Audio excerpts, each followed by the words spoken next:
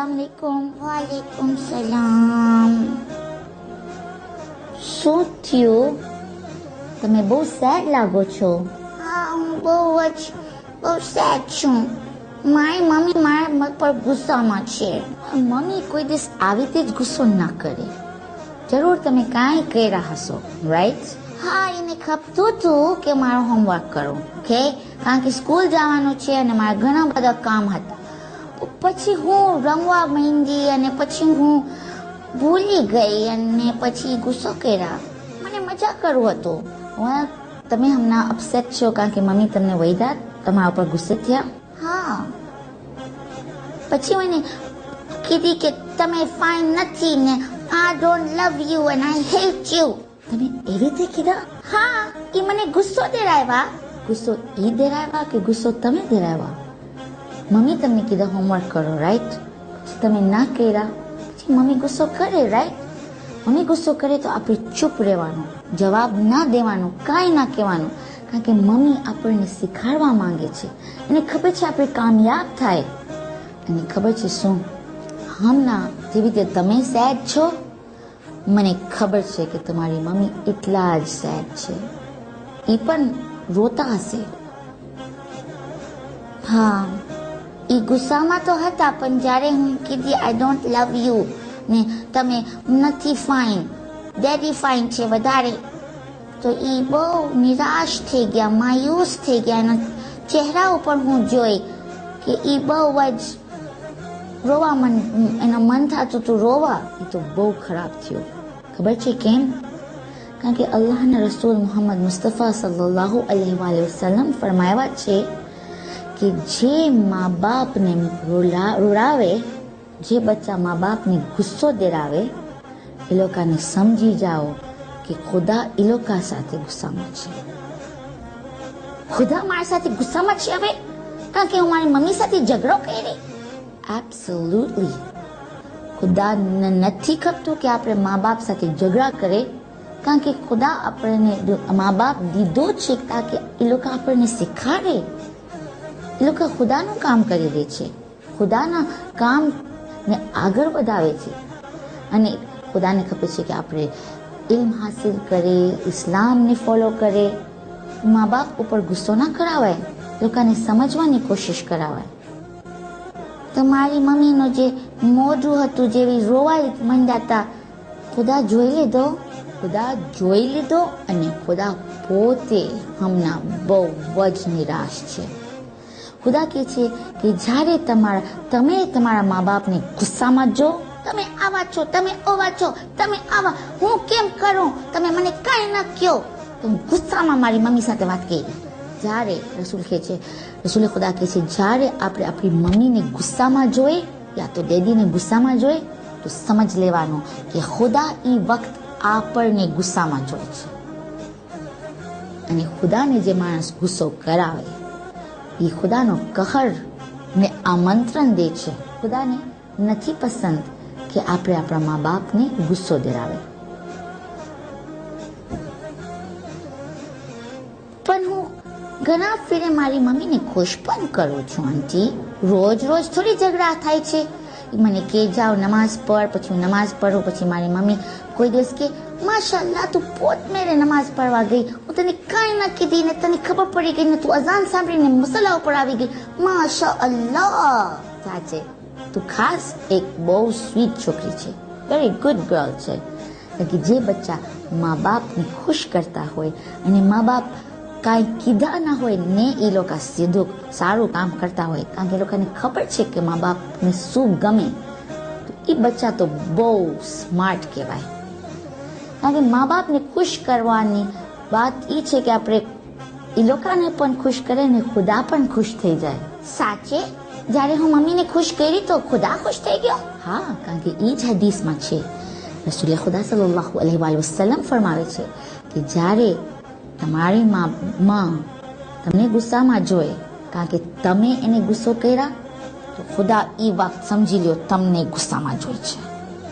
અને જ્યારે તમારી મમ્મી તમને જોઈને ખુશ થાય કારણ કે તમે એને ખુશ કર્યા, તો એ વખત યકીનથી સમજી લેવાનું આ વખત ખુદા મને મુસ્કુરાઈને જોઈ છે, એવી જ મોહબ્બતની નજરથી જોઈ છે જેવી મારી માના આંખોમાં છે.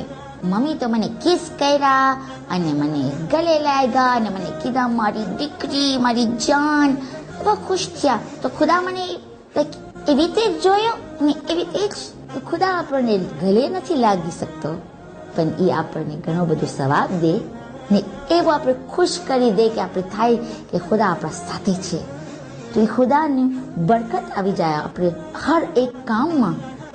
અને ખુદા જે જોઈ છે ને આપણને એ ખુશીની નજરથી જોઈ છે કે આ મારો બંદો એની માને ખુશ કર્યો, એના માના દિલને ઠાર્યો.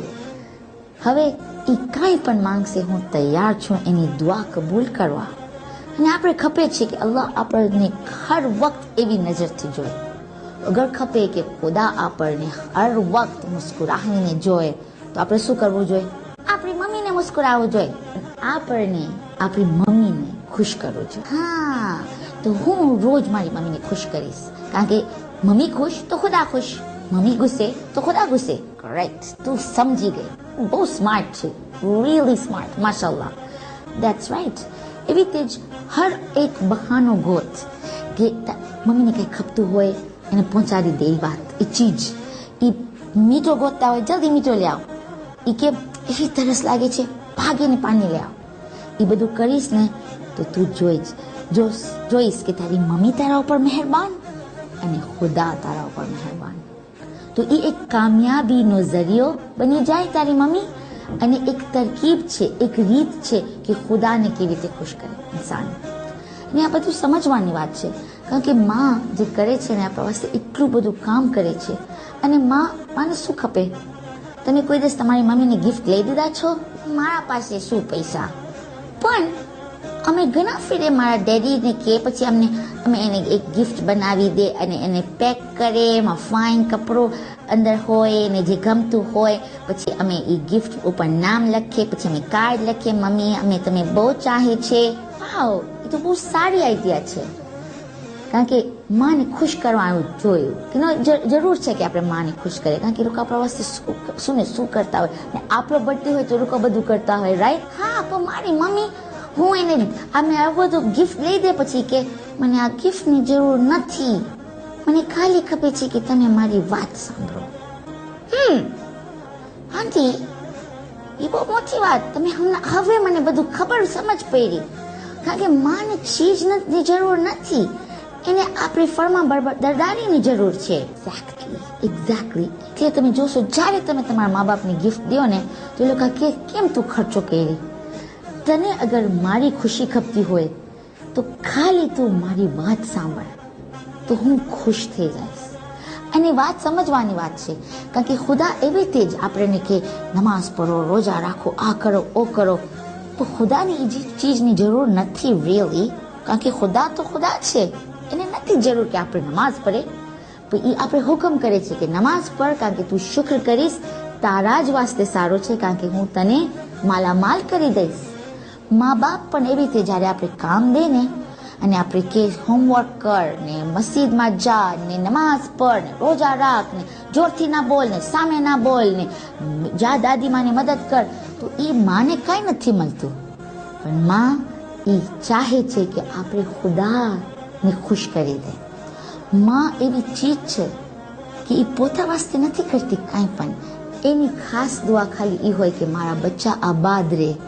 એ લોકો સેલ્ફિશ નથી, ખુદગર્જ નથી, એ લોકોને જરૂર નથી કાંઈ ચીજની, સિવાય એ લોકોના બચ્ચા સીધી રાહ પર રહે અને એ લોકોના બચ્ચા કામયાબ થાય. તો સમજવાની વાત એ છે કે કોઈ દિવસ મા બાપને સસ્પિશનથી, એવી નજરથી ના જો કે આ માં મને કેમ આવી રીતે કરે છે મારા સાથે. એ માં આપણને એ બધું કરે છે કારણ કે એને ખબર છે કે આપણે કામયાબ થાય. માં તો એવી છે. આંટી, આ બધી વાત કરીને મને મારી માં યાદ આવે છે. શું કરે એ લોકો જે લોકોની માં દુનિયામાં નથી? એ બહુ મોટી વાત તમે કીધા, કારણ કે બીજા એવા ખાસ છે જે લોકોની મમ્મી ગુજરી ગયા છે. ખુદા બધાની મમ્મીને લાંબી ઉંમર દે. અને બીજા એવા નાના બચ્ચા છે જે યતીમ થઈ ગયા છે. મોટા તો બચ્ચાઓ કે એ લોકોના સાથે થાય કે એ લોકો 30-40 વર્ષના ઇન્સાન થયા તો લોકોની માં કદાચ ગુજરી જાય ત્યારે પણ એ લોકો રોય. બીજા યંગ નાના બચ્ચા છે જે લોકોની માં ગુજરી જાય છે. આપણને નથી ખબર કોણ કેટલા વર્ષ જીવશે. એટલે જરૂર છે કે તમે અને હું આપણી માનો એહતરામ કરે, એને ખુશ કરે, એની ખિદમત કરે. અને જેની માં આ દુનિયામાં નથી એ લોકો વાસ્તે ખોટું મળું તો પણ નથી થયું. કારણ કે એક ફેરે એક માણસ રસૂલ ખુદા સલ્લલ્લાહુ અલૈહિ વસલ્લમ પાસે ગયો અને કીધું કે મારી માં દુનિયામાં નથી, હું શું કરું? તો રસૂલ ખુદા કીધા કે એની કબર ઉપર જાય ને ફાતિહા પઢ અને એનાથી મગફિરત માંગ. સોરી કે તારી મમ્મીને, સોરી મમ્મી, તમે જ્યારે જિંદા હતા તો હું તમારી કાંઈ ખિદમત ના કર્યો ને હું તમને તમારો દિલને કોઈ દિવસ ઠેસ પણ પહોંચાડ્યો, તો એ તમને સવાબ મળી જશે. કારણ કે માં કબરમાં પણ સાંભળે છે. ભાઈ એ માણસ કીધો પણ મારી માની ખબર પણ નથી અહીંયા, મને નથી ખબર મારી માની ખબર ક્યાં છે. ત્યારે રસૂલે ખુદા કીધા કે તું એમ કર કે એક નિશાન બનાવ અને એ તું નિયત કર કે આ મારી માની ખબર છે. અને એનાથી જ્યાદા એ પણ તું કરી શકે કે એની તારી માની કોઈ બેન હોય તો એનો એહતરામ કર. એને તું નિયત કર કે આ મારી માં જ છે અને એને ખુશ રાખ. ને અગર એની માં એની બેન ના હોય તમારી માની તો કોઈ પણ આંટીને તમે ગોતો મસ્જિદમાં અને નિયત કરો કે આની ખિદમત એવી કરીશ જેવી રીતે એ મારી સાચી માં છે. તમે એને ખુશ કરશો તો તમને સવાબ મળશે એવી રીતે જેવી રીતે તમે સાચી મમ્મીને ખુશ કર્યા. મને ડર લાગે છે મારી મમ્મી ખુદા એને બોલાવી ના લે. એ ખુદા મારી માને લાંબી ઉંમર દેજે, લાંબી ઉંમર દેજે અને મને તૌફીકાત દે કે હું મારી માને ખુશ રાખી શકું. કારણ કે મમ્મી મારા ઉપર ખુશ થશે તો તમે મારા સાથે ખુશ થશો. બારે ઇલાહા મારી માને લાંબી ઉંમર દે અને એના સદકે બધાની મમ્મીને લાંબી ઉંમર દે. આમીન આમીન. બહુ ખૂબસૂરત દુઆ કર્યા તમે. અને ખુદા આપણે બધાને હિંમત દે અને આપણને એ તોફીક દે કે આપણે યાદ રહે કે માં જેવી ચીજ દુનિયામાં નથી અને એ જ્યારે છે તો આપણને જન્નત મળે છે. કારણ કે માના પગના નીચે જન્નત છે. વસ્સલામુ અલૈકુમ વરહમતુલ્લાહિ વબરકાતુહુ.